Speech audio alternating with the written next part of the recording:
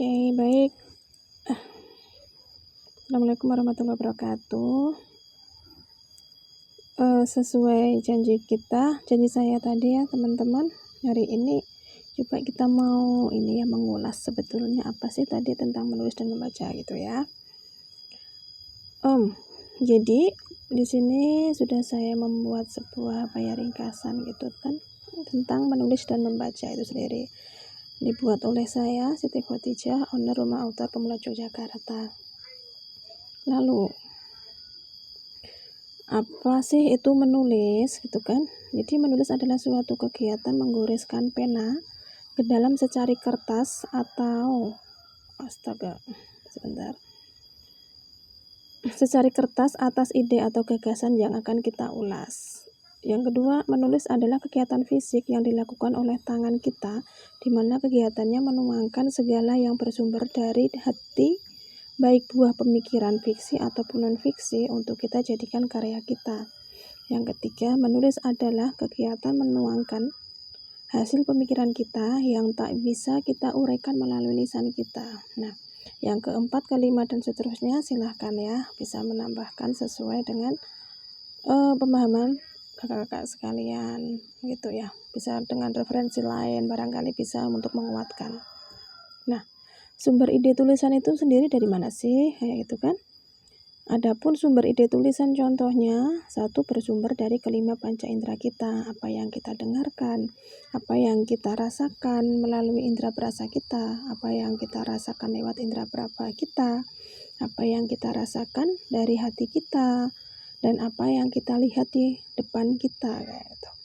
Nah, yang kedua, ilmu dari tim expert dalam suatu diskusi atau seminar misalnya. Tim expert itu seperti siapa? Bisa spesialis, misalkan dokter pun dokter spesialis atau dokter umum, dokter penyakit dalam, dokter banyak ya, dokter spesialis anak kayak gitu dan lainnya. Lalu tim expert lainnya seperti dosen gitu kan, ataupun mungkin guru ataupun mentor, siapapun mereka yang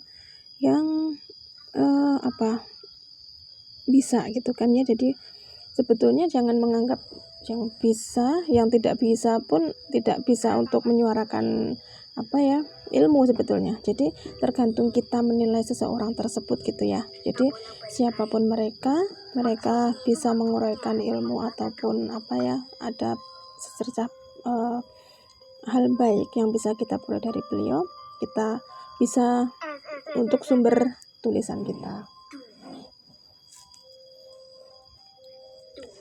Lalu yang ketiga, tadi ada ya, guru, dosen, mentor, atau sesiapa yang berilmu atau setidaknya kompeten di dalamnya. Lupa, sudah tertulis di bawahnya. Lalu yang keempat, segala hal dari apa yang kita baca, baik buku, artikel, gadget, laman web, koran, dan lain sebagainya gitu kan ya.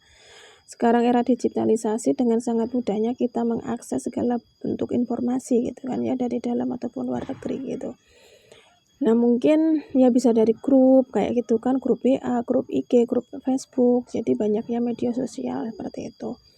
Di blog ataupun manalah ya, kita sesuai dengan apa yang ada pada kita gitu.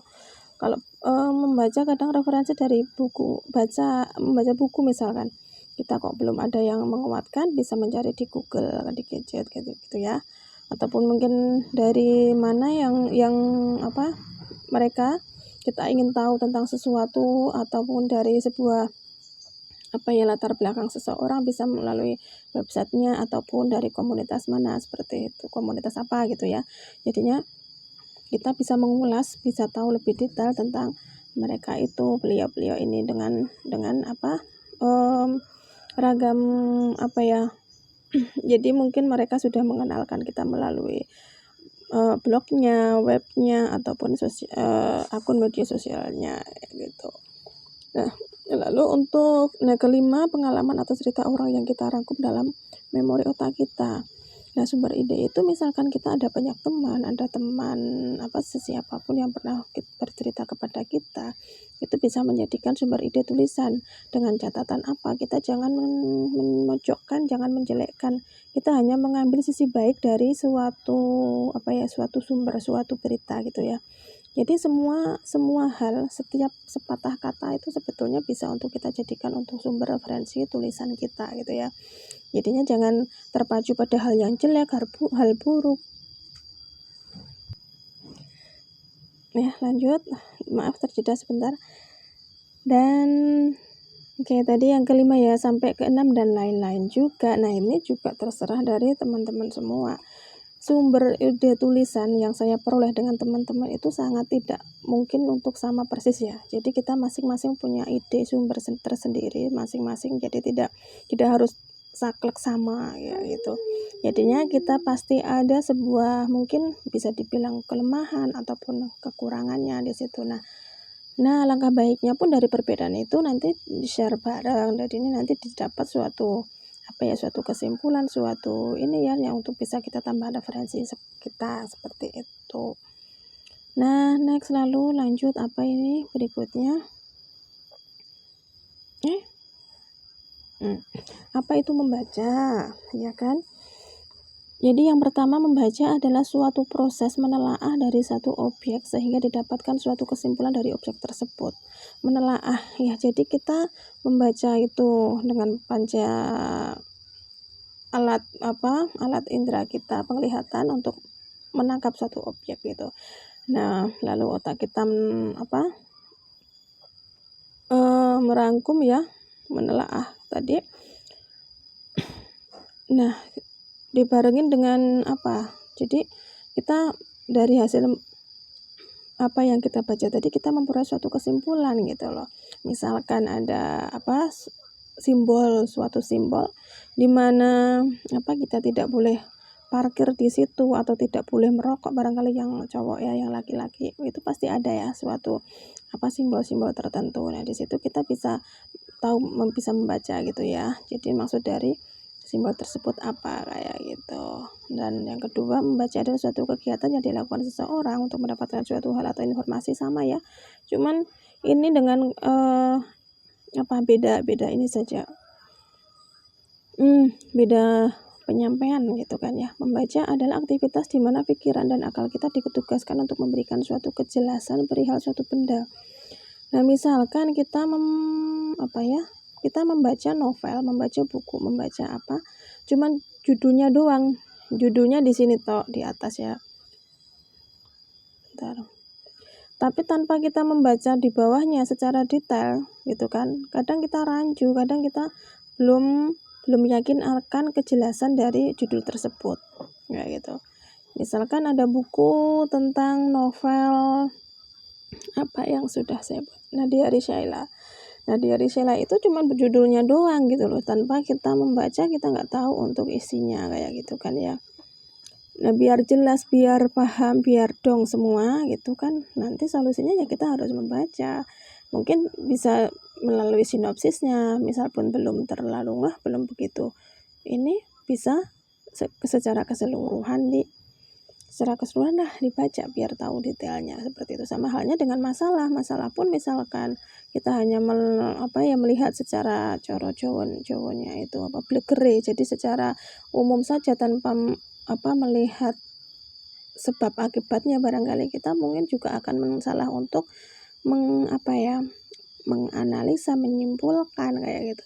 Seperti dokter misalkan, beliau ada kompetensi untuk mendiagnosa suatu penyakit dari seorang pasien gitu. Tanpa dia tahu untuk mungkin gejala awal ataupun yang dirasakan dari pasien tersebut, kan si dokter tersebut tidak bisa untuk mendiagnosa ini pasiennya sakit apa dengan keluhan sedemikian, lalu baru bisa menyimpulkan setelah tahu ya dari diagnosa si pasien tersebut seperti itu. Nah, lalu yang ini juga sama dan lain-lain, terserah bebas. Selama kakak-kakak itu membaca itu apa sih yang didapat gitu kan ya. Nah, lalu sumber bacaan sama Ada banyak ragam sumber bacaan seperti di slide sebelumnya ya. Oh iya, buku, majalah, tabloid, gadget, koran, papan pengumuman, PowerPoint, hasil penelitian, dan lain sebagainya. Ya, sama halnya kalau sumber bacaan ya karena kita membaca ya kita membaca, tapi beda sumber tulisan ya. Tadi tulisan itu dari apa yang kita baca gitu kan ya. Seperti itu. Lalu oh iya, keuntungan membaca masih ada ternyata ya. Membaca itu apa saja keuntungannya? Kirain kita merugi ya dengan membaca, ternyata ada keuntungannya di sini. Ada banyak keuntungan membaca, di antaranya satu, mendapatkan ilmu baru atau informasi gitu kan ya. Jadi misalkan kita membaca kok tanpa tahu, tanpa ada insight ataupun sesuatu yang membuat kita lebih tahu gitu loh, membuat pandangan kita menjadi beda gitu ya. Jadi lebih nambahlah untuk ilmu kita ya gitu. Itu baru sekedar tahu gitu kan ya. Nah, lalu yang kedua, membuka cakrawala dunia. Ya, pengetahuan atau ilmu-ilmu tadi hampir mirip ya. Jadi apa yang kita tidak tahu bisa membaca, dengan membaca kita bisa tahu gitu kan ya. Mengetahui informasi terbaru. Nah, misalkan ini yang suka update. Ini kalau zamannya sekarang kalau nggak update, nggak langsung kita update, kurang ini ya. Jadinya kalau nggak kita mengejar ketertinggalan ya kita memang tertinggal gitu loh, tentang apa sih perkembangan terbaru. Seperti misalkan waktu yang akan datang ini kan eranya pemilu ya, pemilihan umum tahun depan ya, di bulan Februari nanti. Kita nggak tahu update tentang ilmu politik ya, kaitannya kalau pemilu ya kita nggak akan tahu gitu kan ya. Ya seperti itu mungkin lainnya, ataupun dengan dunia tergantung sesuai dengan apa yang kita minati gitu kan ya. Kayak gitu, misalkan dunia hiburan ataupun dunia yang infotainment. Kalau di televisi infotainment ya ada itu banyak ya. Masih ini dulu saya juga mengikuti, cuman sekarang sudah jarang. Nah, sama halnya keuntungan membaca seperti saya sendiri. Saya merasa sebagai pembaca pemula gitu kan. Penulis pemula. Makanya segala hal apa yang mungkin pernah saya dapatkan ilmunya tapi kok lupa ya, saya update lagi, saya membaca lagi untuk sekedar mengingatkan ataupun tahu lebih detail, lebih dalam lagi gitu loh. Jadinya nanti apa yang tidak saya tahu ya setidaknya saya ingin tahu gitu kan, dengan cara membaca itu tadi. Ataupun ya join di grup itu kan otomatis nanti juga kita nambah kok nanti wawasan kita. Nah, tidak tulalit ya, setidaknya lah. Sebetulnya tulalit itu mungkin yang benar-benar mungkin katakan ya oon iya. Sebetulnya kalau saya langsung memvonis seseorang tulalit itu sebetulnya terlalu anarkis ya. Sebetulnya satu orang dengan orang lainnya itu tidak mungkin kan ya, pengetahuan kita dengan mereka itu sama. Ya, jangan menganggap ketidaktahuan mereka itu lalu kita anggap mereka tulalit gitu loh. Mungkin bisa juga mereka menganggap saya tulalit karena saya tidak tahu tentang hal mereka, tentang apa yang mereka tahu gitu. Mungkin karena ketidaktahuan, terus gimana ya menyimpulkan ya, karena kita juga ada keterbatasan. Mungkin barangkali segi kemampuan kita untuk ilmu mereka tidak sanggup untuk menampung seperti mereka gitu loh, dalam satu wadah gelas kecil, sementara dikasih air 1 ember kan blutek, nggak bisa, nggak tertampung airnya gitu kan. Sama halnya kita, misalkan daya kita hanya sekecil gelas kecil gitu, tapi harus dikasih ilmu seabrek gitu dalam sekian satu tempo kan, kayaknya nggak sinkron gitu kan ya, kayak gitu. Jadinya ya sebetulnya hati-hati juga sih ya dengan istilah ini. Takutnya nanti malah kena sendiri kita memvonis seseorang dengan istilah tulalit itu. Sementara kita sendiri juga belum tahu loh. Yang kita tahu yang mereka tahu sementara kita tidak gitu ya. Jadinya ya sekedar kita tahu saja ya tentang ilmu membaca, keuntungan membaca itu sendiri, dan yang terakhir dan lain-lain. Next, habis nggak? Oh masih. Cara meningkatkan gairah membaca ada lagi ternyata. 1. Membaca sesuai kebutuhan atau pilihan yang disukai, benar ya. Jadi membaca itu sesuatu yang pasti awalnya dia minat, dia membutuhkan referensi atau tema yang dia sukai gitu loh. Saya membaca novel dengan genre apa tertentu misalkan. Jadinya ya tidak menutup kemungkinan saya juga membaca tentang novel anak misalkan, ataupun puisi anak dengan puisi biasa-biasa umum, tema bebas, tema alam, tema apa gitu kan ya.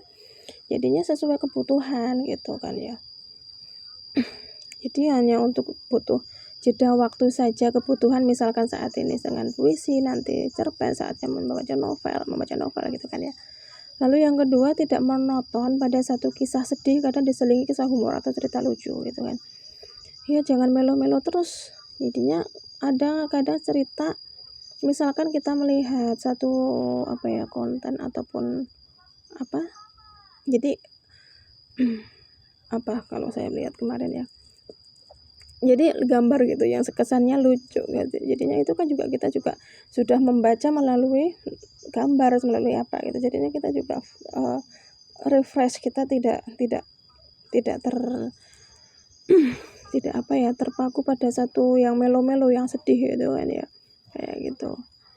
Cerita lucu pun diselingi untuk hiburan juga gitu. Kadang karena pikiran kita, hati kita juga ikut masuk gitu loh ketika kita membaca suatu kisah, suatu cerita gitu loh.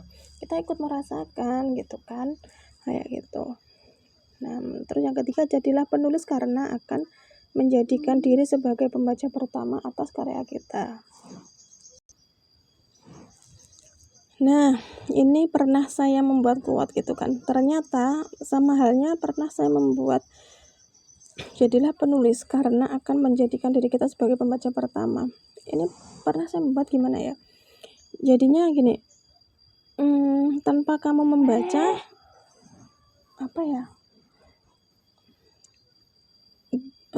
gimana? Sebentar.